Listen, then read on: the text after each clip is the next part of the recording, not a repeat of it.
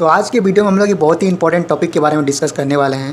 Thumbnail देख के आप लोग समझ गए होंगे कि आज के वीडियो में हम लोग डिस्कस करने वाले हैं जादवपुर यूनिवर्सिटी की एलिजिबिलिटी क्राइटेरिया के बारे में।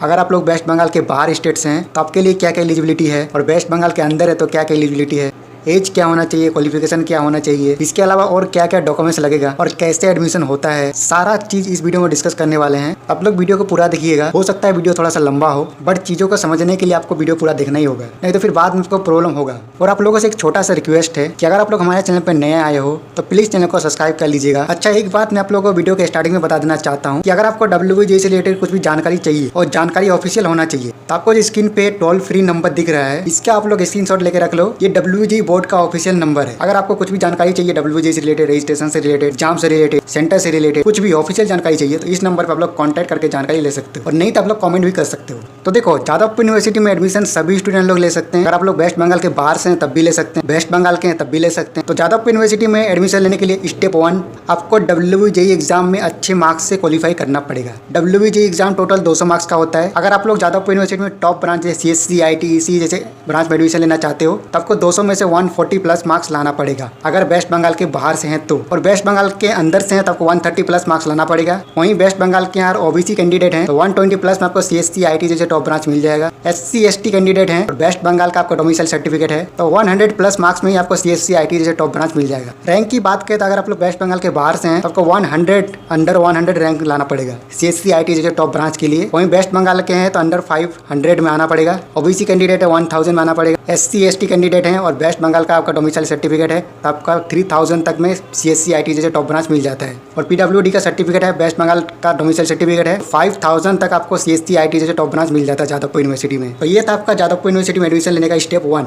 तो जादवपुर यूनिवर्सिटी में अगर आप लोग इंजीनियरिंग, टेक्नोलॉजी या फिर फार्मेसी कोर्स में एडमिशन लेना चाहते हो तो 10+2 यानी इंटर पास होना चाहिए साइंस स्ट्रीम से, वेस्ट बंगाल बोर्ड से या फिर कोई रिकॉग्नाइजेशन बोर्ड से, ठीक है, या फिर काउंसिल से। जैसे होता है ना जैक, झारखंड एकेडमिक काउंसिलिंग, मतलब CBSE के बाद अलग अलग बोर्ड होता है, स्टेट बोर्ड जिसको बोलते हैं। तो बोर्ड में आपको 10+2 पास होना चाहिए, ठीक है, और इंडिविजुअल पास होना चाहिए, मतलब थ्योरी में भी पास होना चाहिए और प्रैक्टिकल में भी पास होना चाहिए। और सब्जेक्ट की बात करें तो फिजिक्स, केमिस्ट्री और मैथमेटिक्स कंपलसरी सब्जेक्ट होना चाहिए। यहाँ पे सबसे ज़्यादा स्टूडेंट लोगों को डाउट रहता है, तो आप लोग देख सकते हैं साफ तौर पे लिखा है physics, chemistry and mathematics us compulsory subject. ये तीनों सब्जेक्ट कंपलसरी होना चाहिए। और मिनिमम परसेंटाइल की बात करें तो 60 परसेंटाइल होना चाहिए सभी सब्जेक्ट में, मतलब फिजिक्स में 60%, केमिस्ट्री में भी 60% और मैथमेटिक्स में भी 60% और ओवरऑल और भी 60% मतलब होना ही चाहिए मिनिमम।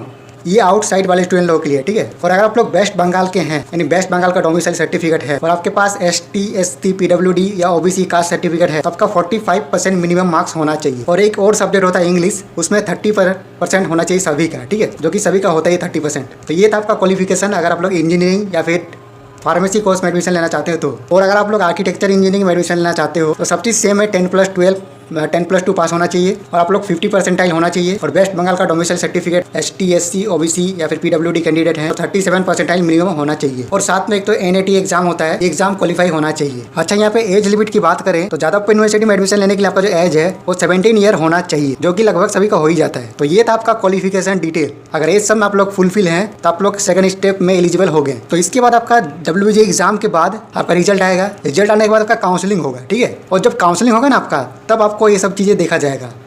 जितना भी एलिजिबिलिटी क्राइटेरिया है ये आपका काउंसलिंग का टाइम देखा जाता है, ठीक है। काउंसलिंग आपका राउंड 1 होगा, फिर राउंड 2 होगा, फिर राउंड 3 होगा, देन फिर आपका लास्ट में डिसेंट्रलाइज काउंसलिंग होगा। यहाँ पे सबसे इंपॉर्टेंट काउंसलिंग होता है डिसेंट्रलाइज काउंसलिंग, क्योंकि डिसेंट्रलाइज काउंसलिंग में सभी स्टूडेंट लोग पार्टिसिपेट कर सकते हैं। डिसेंट्रलाइज काउंसलिंग क्या होता है पता है? डिसेंट्रलाइज काउंसलिंग में कि जादवपुर यूनिवर्सिटी जितना भी सीट खाली रहता है उन सीट को भरने के लिए डिसेंट्रलाइज काउंसलिंग करवाया जाता है। और अगर आपका रैंक 10,000 के अंदर आता है तब सभी लोग डिसेंट्रलाइज काउंसलिंग में एलिजिबल होते हैं। तो आप लोग काउंसलिंग कंडक्ट कर लिए, मान लेते हैं कि कोई भी काउंसलिंग राउंड 1, राउंड 2, राउंड 3 या फिर डिसेंट्रलाइज काउंसलिंग, कुछ भी काउंसलिंग में आप लोग को कोई ना कोई ब्रांच मिल गया जादवपुर यूनिवर्सिटी में, ठीक है। तो अब आपको एडमिशन लेने के लिए वेस्ट बंगाल में जादवपुर आना पड़ेगा। अगर ऑनलाइन होता है हो सकता है आपको ना आना पड़े, लेकिन ज़्यादा चांस है कि ऑफलाइन होगा। तो ध्यान से सुनो, जब आप लोग एडमिशन लेने के लिए जादवपुर यूनिवर्सिटी में आओगे तब आप लोग Aadhaar card, passport size photo, WBJ का एडमिट कार्ड, रैंक कार्ड, और अगर वेस्ट बंगाल के स्टूडेंट है तो वेस्ट बंगाल का डोमिसाइल सर्टिफिकेट, और कोई कास्ट सर्टिफिकेट वगैरह है तो कास्ट सर्टिफिकेट जैसे ST, SC, OBC, PWD caste certificate और सर्टिफिकेट, और ये जितना भी सर्टिफिकेट है, और क्लास 12 का मतलब रिजल्ट और एडमिट कार्ड, 10th का भी रिजल्ट प्लस एडमिट कार्ड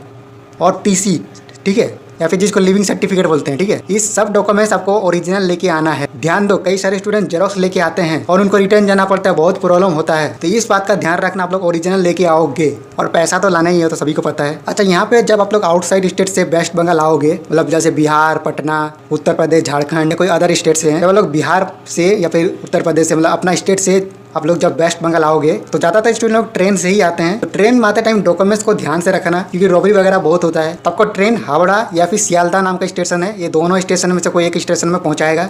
वहाँ से आप लोग जादवपुर के लिए, जो आपका सॉल्ट लेक में है, आपका जादवपुर यूनिवर्सिटी में 2 कैंपस है, ठीक है। किस कैंपस में काउंसलिंग होगा आपको बता दिया जाएगा, किस कैंपस में एडमिशन होगा आपको बता दिया जाएगा। तो मैं आपको वीडियो बना के बता दूंगा, ठीक है। तो आपको उस कैंपस में पहुंचना है। उस कैंपस में पहुंचने के लिए आपको हावड़ा स्टेशन से बस मिलेगा और आपको टैक्सी वगैरह भी मिलेगा, लेकिन आप लोग कोशिश करना बस से जाना, क्योंकि टैक्सी वगैरह में बहुत ज़्यादा पैसा ले लेता है। और यहाँ पे अगर आप लोग वेस्ट बंगाल के स्टूडेंट हो तो आप लोग कोशिश करना वेस्ट बंगाल का डोमिसाइल सर्टिफिकेट, अगर ओबीसी, एनसीएल वगैरह है, एसटी, एससी, पीडब्ल्यूडी कैंडिडेट हैं, तो आप लोग अपना कास्ट सर्टिफिकेट सबको अपडेट करके रखना, ठीक है। 30 मार्च के बाद ही अपडेट करना ज़्यादा बेटर रहेगा। अगर आप लोग वेस्ट बंगाल के बाहर से हैं तो मैं आप लोग एक बात बता दूं कि जादवपुर यूनिवर्सिटी में 90% सीट जो रहता है वेस्ट बंगाल के स्टूडेंट लोगों के लिए रिजर्व रहता है, ठीक है। बाकी 10% सीट में फाइट होता है। तो आप लोग के लिए कंपटीशन थोड़ा सा टफ है, बट काफ़ी सारे ऐसे स्टूडेंट हैं जो वेस्ट बंगाल के बाहर से हैं, ठीक है, लेकिन वो लोग जादवपुर यूनिवर्सिटी में टॉप ब्रांच में पढ़ाई करते हैं। तो आपको भी जादवपुर यूनिवर्सिटी में कोई ना कोई ब्रांच मिल जाएगा। तो जितना मुझे इंपॉर्टेंट लगा सभी चीज़ मैंने बता दी इस वीडियो में। और कुछ भी डाउट है या फिर नेक्स्ट टॉपिक किस वीडियो में चाहिए आप लोग कमेंट कर सकते हो, ठीक है। आप सभी को ऑल द बेस्ट। वीडियो देखने के लिए थैंक यू सो मच।